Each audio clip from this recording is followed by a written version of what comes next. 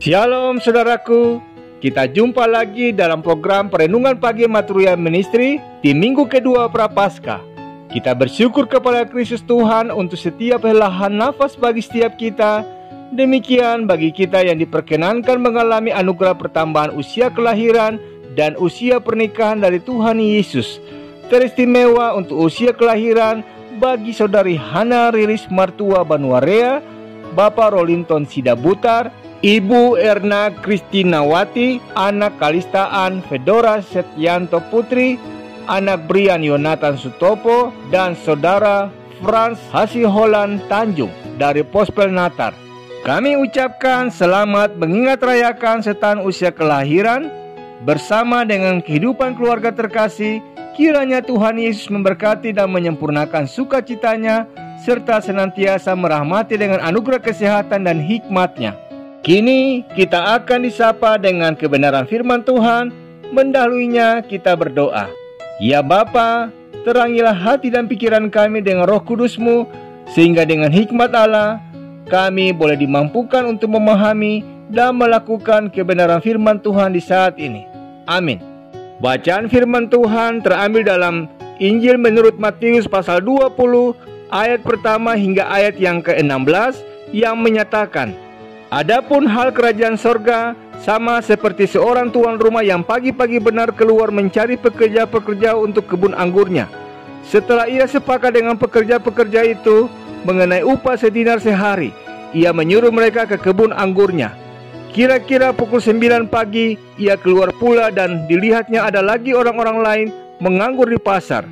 Katanya kepada mereka, 'Pergi jugalah kamu ke kebun anggurku, dan apa yang pantas akan kuberikan kepadamu,' dan mereka pun pergi.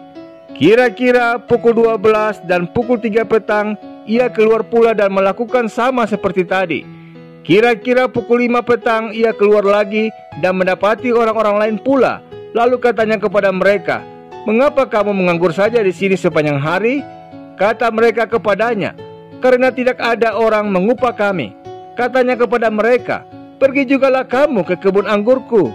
Ketika hari malam, tuan itu berkata kepada mandornya, 'Panggillah pekerja-pekerja itu dan bayarkan upah mereka, mulai dengan mereka yang masuk terakhir hingga mereka yang masuk terdahulu.' Maka datanglah mereka yang mulai bekerja kira-kira pukul 5 dan mereka menerima masing-masing 1 dinar. Kemudian datanglah mereka yang masuk terdahulu, sangkanya akan mendapat lebih banyak, tetapi mereka pun menerima masing-masing 1 dinar juga. Ketika mereka menerimanya, mereka bersungut-sungut kepada tuan itu. Katanya, 'Mereka yang masuk terakhir ini hanya bekerja 1 jam, dan engkau menyamakan mereka dengan kami yang sehari suntuk bekerja berat dan menanggung panas terik matahari.'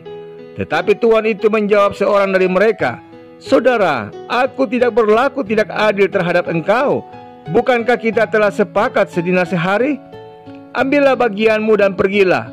Aku mau memberikan kepada orang yang masuk terakhir ini sama seperti kepadamu. Tidakkah aku bebas mempergunakan milikku menurut kehendak hatiku? Atau iri hatikah engkau karena aku murah hati?' Demikianlah orang yang terakhir akan menjadi yang terdahulu, dan yang terdahulu akan menjadi yang terakhir." Demikianlah sabda Tuhan. Saudaraku, dalam kisah perumpamaan Yesus tentang para pekerja di kebun anggur ini, diceritakan bahwa para pekerja yang telah bekerja mulai dari pagi protes karena ternyata mereka menerima upah yang sama dengan para pekerja yang baru bekerja 1 jam. Namun, penjelasan sang tuan di ayat yang ke-15 cukup tegas dengan mengatakan, "Tidakkah aku bebas mempergunakan milikku menurut kehendak hatiku? Atau iri hatikah engkau karena aku murah hati?" Pernyataan sang tuan tersebut itulah yang kita kenal sebagai anugerah Tuhan. Dan anugerah itu bukanlah kewajiban saudaraku, tapi hak. Sebagaimana firman-Nya dalam Keluaran pasal 33 ayat 19 menyatakan, "Aku akan memberi kasih karunia kepada siapa yang kuberi kasih karunia, dan mengasihani siapa yang kukasihani." Karena itu saudaraku, sebagai Allah, tak ada kewajiban yang membuatnya harus melakukan sesuatu. Ia tidak wajib untuk menebus kita, Ia tidak wajib untuk memberkati kita. Semua hanya karena anugerah-Nya. Jika Ia memberkati kita, jika Ia mengabulkan doa-doa kita, jika Ia menolong kita, jika Ia meluputkan kita dari bahaya, bahkan jika kita bisa melayani-Nya, itu semua anugerah, saudaraku. Keliru jika kita berpikir karena sudah berdoa, memberikan persembahan, taat, setia melayani, dan lain sebagainya, maka kita seharusnya tidak mengalami penderitaan, tidak mengalami masalah, tidak mengalami pergumulan, bahkan musibah.